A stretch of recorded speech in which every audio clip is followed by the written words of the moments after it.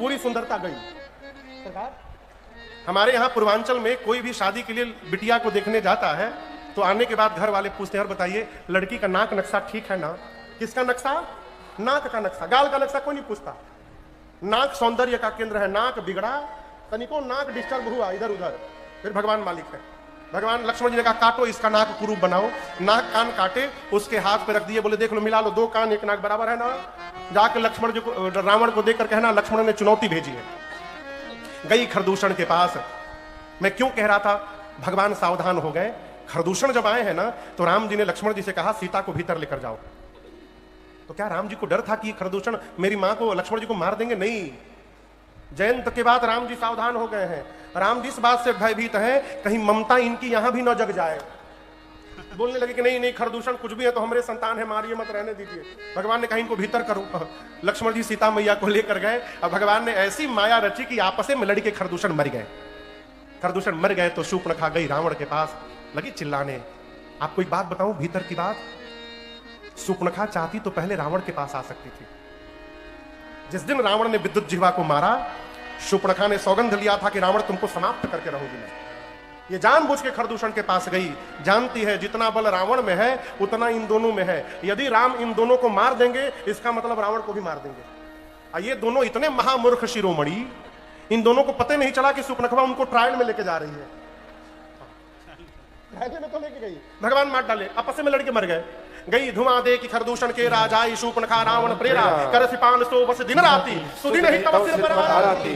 दिन रात मदिरा पी कर सोते हो, तुमको पता है रावण तुम्हारा शत्रु तुम्हारे सिर पर नाच रहा है।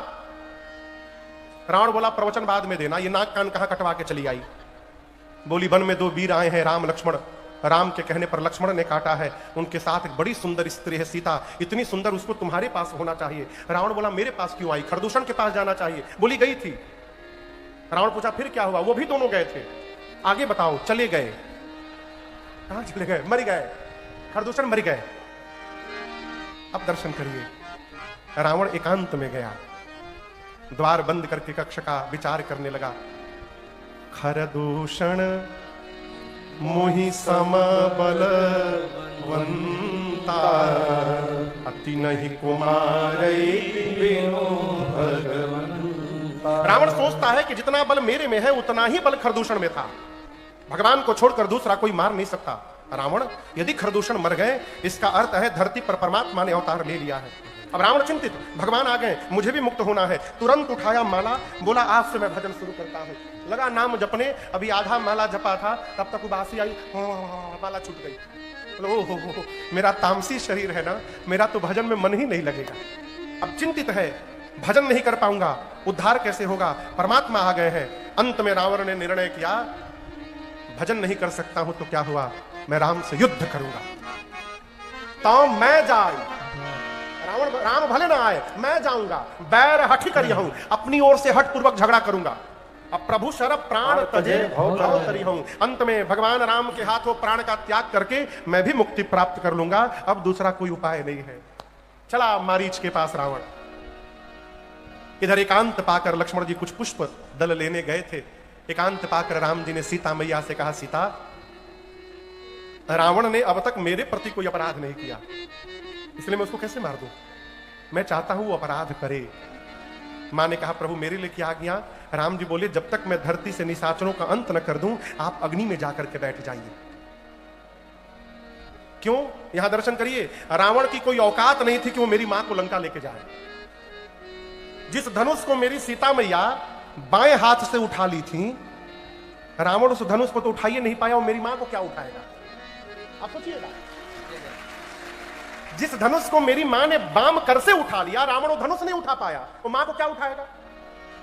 मां परम सती, देख ले तो भस्म हो जाए रावण। भगवान चाहते, बोले मैं चाहूं तो यही मार सकता हूं, लेकिन वो तो मर जाएगा, लंका वाले बच जाएंगे सब, इसलिए सबको समाप्त करने के लिए मुझे लंका जाना पड़ेगा। आपको रावण ले नहीं जा सकता, इसलिए आप अपना प्रतिबिंब मेरे पास रखिए और आप अग्नि में बैठ जाइए। तुम पावक महु करहु निवासा, जाओ लगी करो निशाचर नासा। रावण आपकी छाया लेकर जाएगा, मुझे मारने का कारण मिल जाएगा। मां अपना प्रतिबिंब राम जी के पास रख करके और अग्नि में जाकर के बैठ गई। अब याद रखिएगा, अब से लेकर रावण पर विजय प्राप्त करने के बाद, अग्नि परीक्षण के बाद जब मां आई है, तब तक वो नकली सीता जी है, छाया सीता जी, असली मां नहीं है। भगवान ने मां की कोई अग्नि परीक्षा नहीं ली। वो तो अग्नि में बैठी सीता मैया को बाहर निकालना था, इसलिए भगवान ने झूठी रचना बनाई। प्रतिबिंब की सीता जी अग्नि में जल गई और असली मैया अग्नि से बाहर निकल आई, और ये रहस्य मर्म दूसरा कोई नहीं जान पाया। रावण गया मारीच के पास। इस प्रसंग को मैंने बीच में एक दिन सुनाया था आपको, कैसे रावण मारीच की वार्ता हुई। रावण के कहने पर मारीच जानता है कि राम मार देंगे, सोने का हिरण बनकर गया। किसका हिरण बना? सोने का। कंचन का मृग बना। क्यों बना है? एक मेरा पद है, मैं सुनाऊं आपको।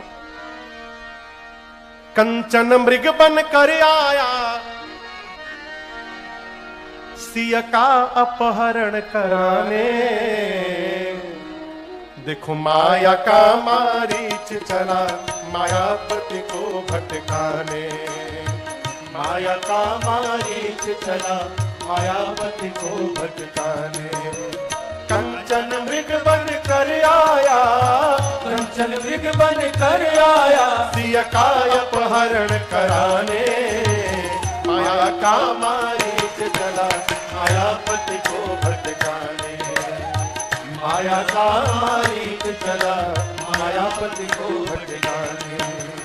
सीता बोली वो देखे स्वामी जी मृग कंचन का, लाए चरम निशान रहेगा 14 वर्ष गमन का। सीता बोली वो देखे स्वामी जी मृग कंचन का, लाए चरम निशान रहेगा 14 वर्ष गमन का। सिया माया की माया का मृग, दोनों नकली है। माया की माया का, और लगे राम मुस्काने। माया का मारीच चला, मायापति को भटकाने। माया का मारीच चला, मायापति को भटकाने।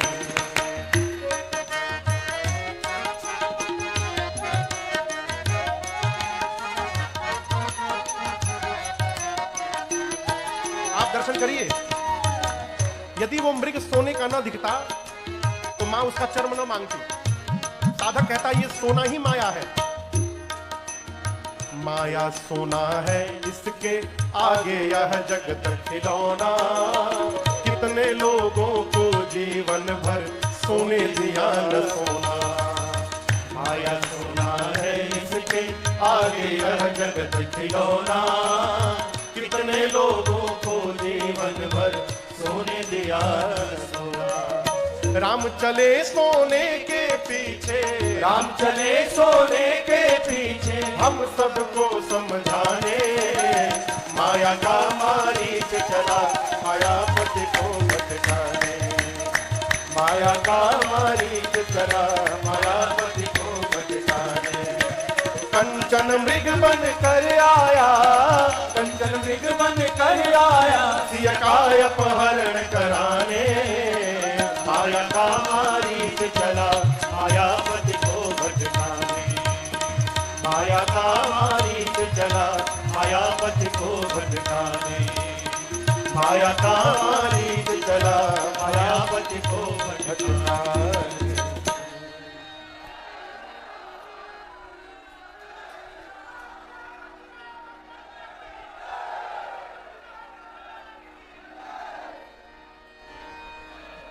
और क्यों छूट गई होके बोल ले।